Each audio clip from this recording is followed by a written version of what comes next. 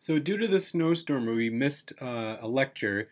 So this is to finish off chapter 10.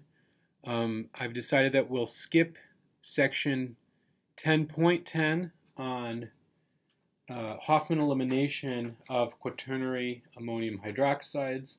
And then so we'll skip on to thiols, sulfides, and sulfonium ions. So we've talked a lot about sulfur compounds, so this should mostly be a brief summary.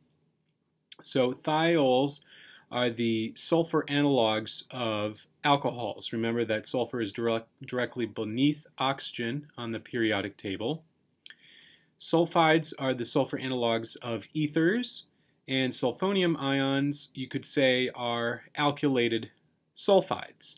Remember that we saw that ethers are they're used as solvents in some cases with alkyl halides, and these lone pair of electrons are not nucleophilic. However, due to the polarizability of the sulfur atom, one of the lone pairs can maybe alkylated by alkyl halides, and so you can get the sulfonium ions, which they themselves act as electrophiles as well.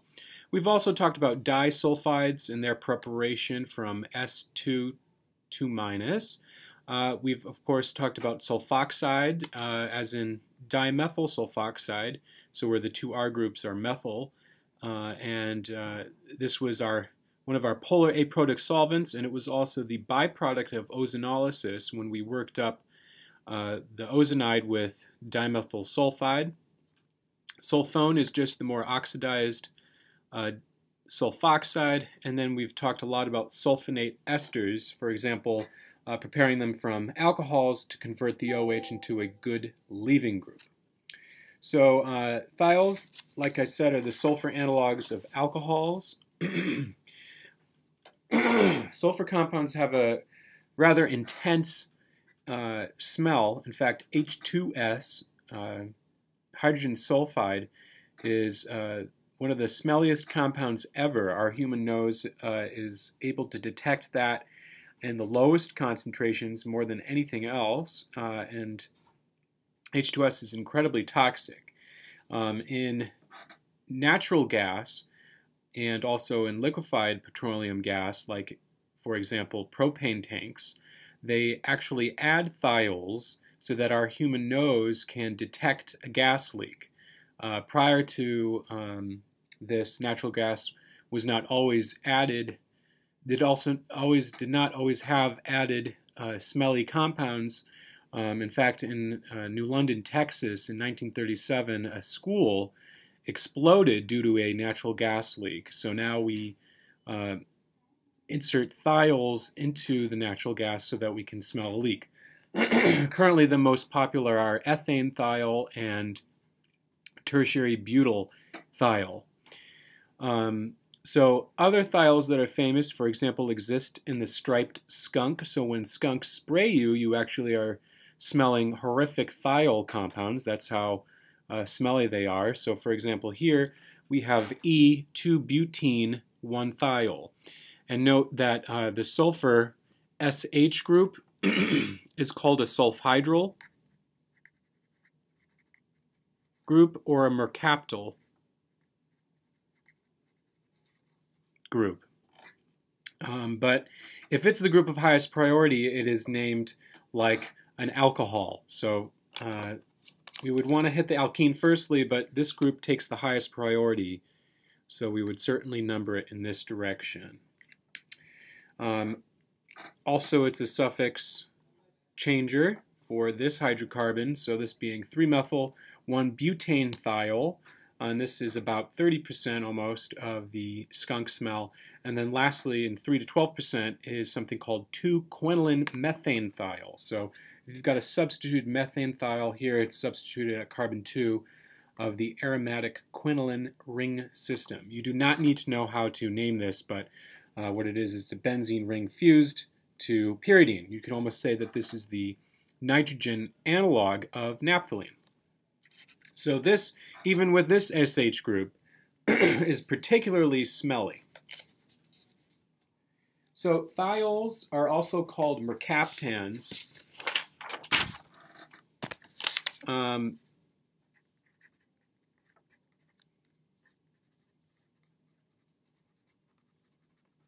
because they are mercury capturing.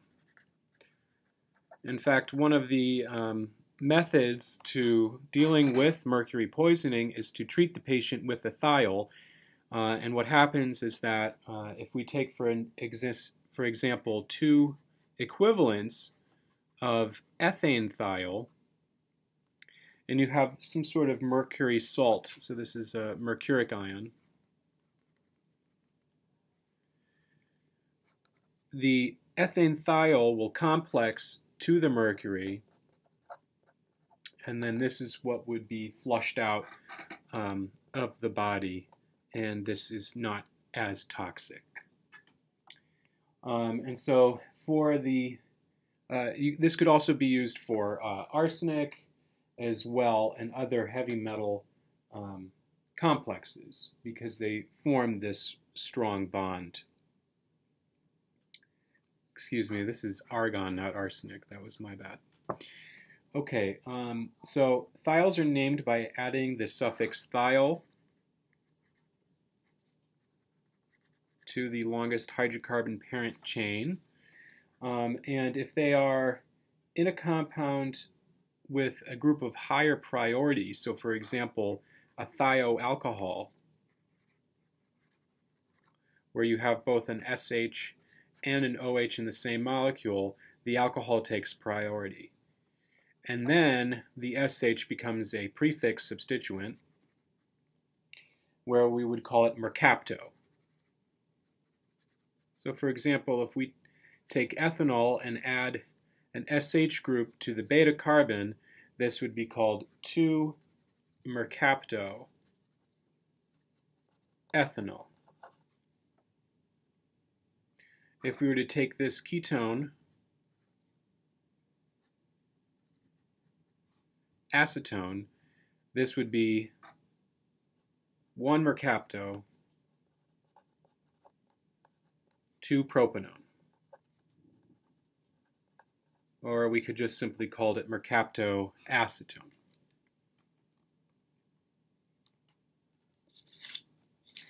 We've already seen before that mercury compounds are fantastic nucleophiles.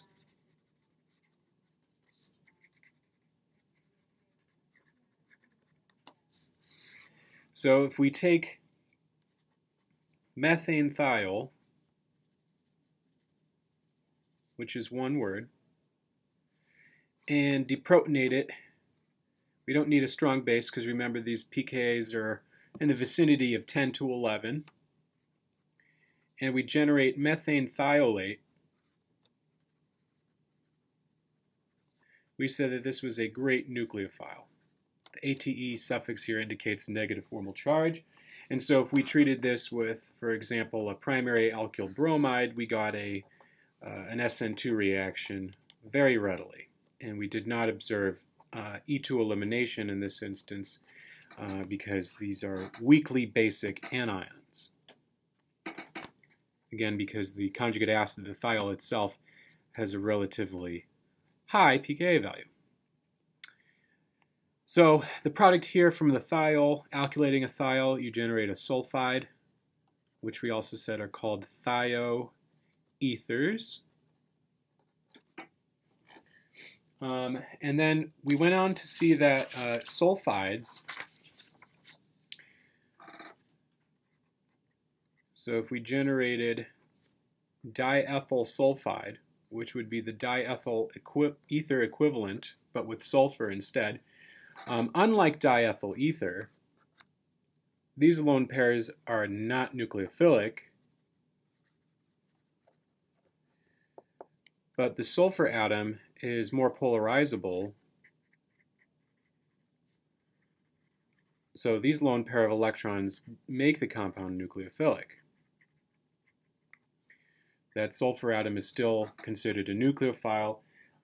So if you, for instance, heated this in DMSO with methyl iodide, you'd have another SN2 reaction where you would then generate the sulfonium ion.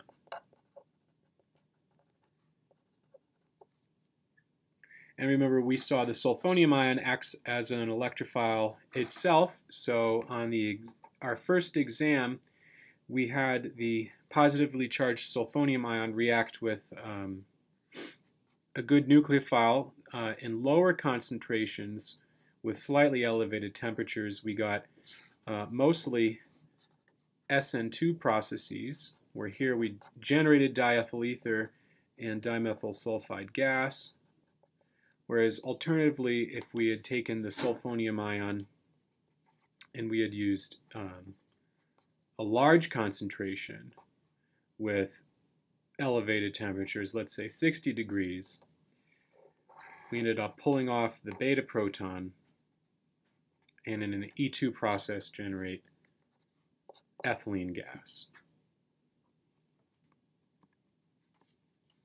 So we could say that the positively charged group of sulfonium ion is an excellent leaving group. So these readily undergo substitution and elimination reactions.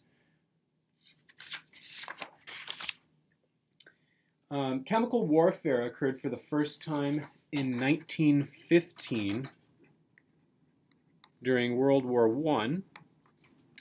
And this occurred when Germany released chlorine gas against the French and British forces. And then for the remainder of World War I, both sides used a variety of chemical agents as weapons. One of the more common was mustard gas, and mustard gas produces large blisters on exposed skin. And mustard gases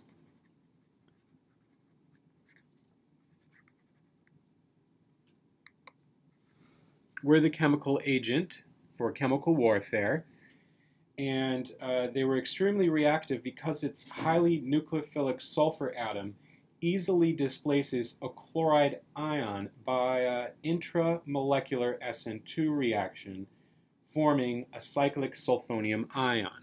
So, for instance, if we had taken this compound, we had two equivalents, and reacted it with sodium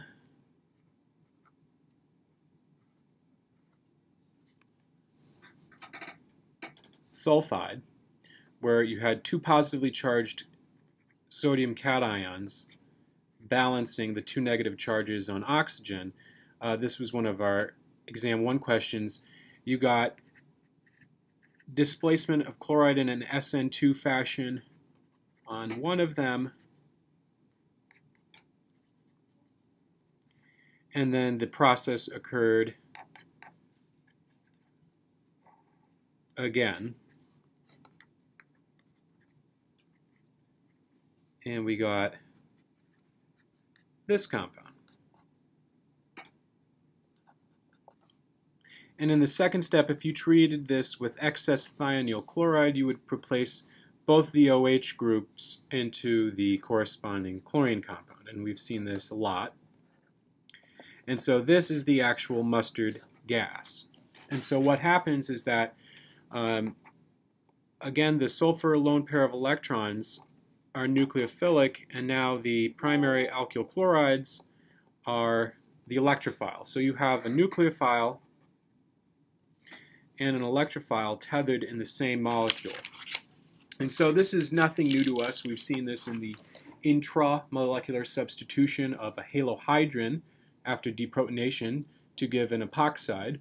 So similarly, the sulfur lone pair of electrons can come over, form a 1 to 3-membered ring, and displace chloride ion in what's known as an intramolecular substitution reaction. So here,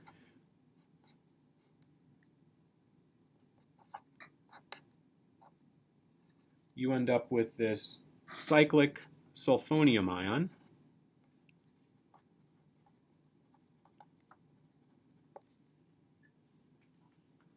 And then this reacts rapidly with the nucleophile. It's particularly reactive because, again, it's an strained 3-membered ring, similar to a protonated epoxide. It's very susceptible to nucleophilic attack. And again, this is a fantastic positively charged leaving group. So if you had a nucleophile, so for instance the amino group located within your DNA, you could potentially see this as causing cancer, forming a covalent nitrogen-carbon bond.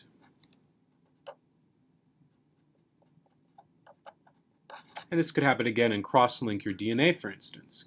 And it's actually this sort of reactivity that led pharmaceutical companies to develop some chemotherapy agents related to this. In chemical warfare, what would happen is that this would meet the presence of water and generate the cyclic sulfonium ion, which then was attacked by either water or hydroxide, and it generates an incredible amount of HCl gas, which causes blisters on the skin.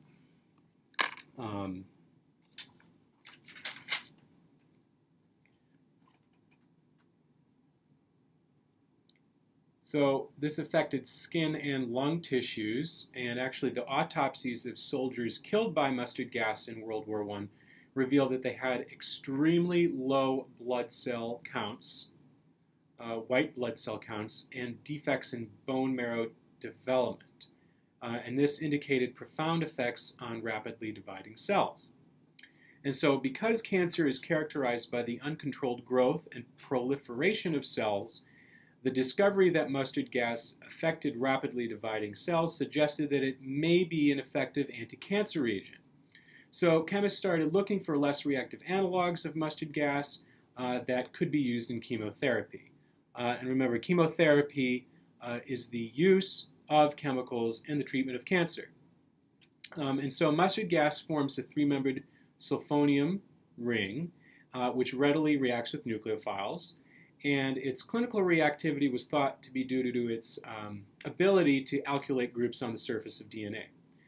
As we've discussed, alkylating DNA can destroy it, which means that the rapidly growing cells of cancerous tumors could be killed. Unfortunately, compounds used for chemotherapy also kill normal cells. This is why many of the side effects, such as nausea and hair loss, are associated with cancer chemotherapy. The challenge for chemists now is to find drugs that target only cancer cells. We could consider a couple of the chemotherapy agents. So, for example, this one is called melphalan, and this is a nitrogen mustard. So rather than a sulfur mustard, you can also talk about nitrogen mustards. So here again, you've got a primary alkyl halide tethered to the nucleophilic nitrogen atom. It's actually a derivative of tyrosine, so it exists as an amino acid. But again, the similar reactivity would be where nitrogen lone pair forms a cyclic structure, so we'll just abbreviate all of this as AR for aryl, and then the you'd get a cyclic ammonium compound, which then could alkylate DNA. So this was currently in use as a chemotherapy agent. There are others as well. So for example, cyclophosphamide.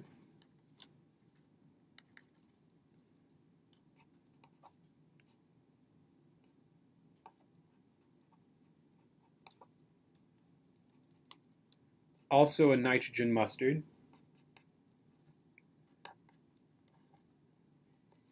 Again, similar reactivity.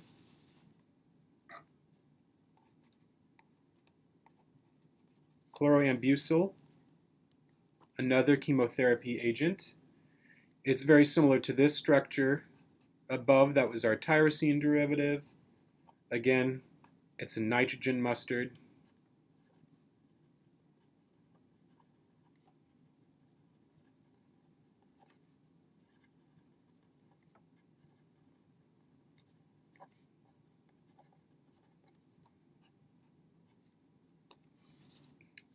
And then here we've got a 4-carbon chain with the carboxylic acid at the end. And then another example has this nitroso unit, a derivative of a urea, which is a functional group we talked about and we're going to talk about a lot in Chapter 11 on carboxylic acids and their derivatives.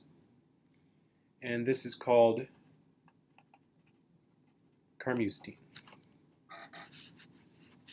So that's it for thiols, sulfides, and please be sure to be able to draw the mechanism of forming a cyclic sulfonium ion and also understand both the reactivity and nomenclature of thiols, sulfonium ions, and sulfides.